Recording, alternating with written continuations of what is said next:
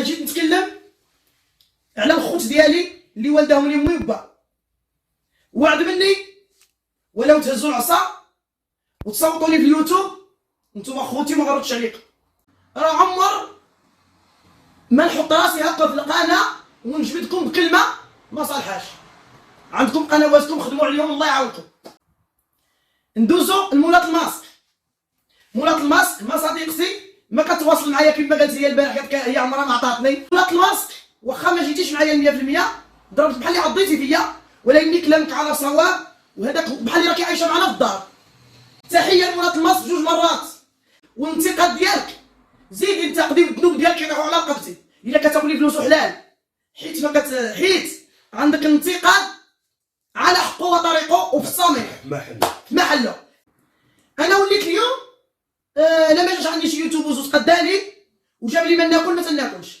انا قنتي هذه 6 سنين وانا في اليوتيوب، عامله غير بالبصر ديال الطعام، وعامله غير بالحواله مشويين الفران، وعامله غير بالبرمه فيها ما عرف شحال من متر باللحم والدجاج والعيد الكبير والعراضي والشباب كياكلوا ويشربوا. غنهضر على محبوبات الجماهير.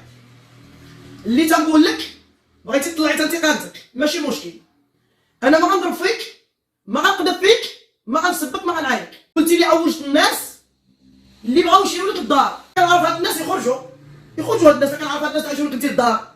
هذاك محسن راه في طنجه حتى نعرفو انا باش غنهضر معاه. قلتي لي جيتي عندي اساس باش نهضر لك على قناتك، هضرت لك على قناتك وعاودت. قلت انت براسك البارح قلتي كنحط محتوى ما تيتشافليش، حتى 100 ابوني ما كايناش.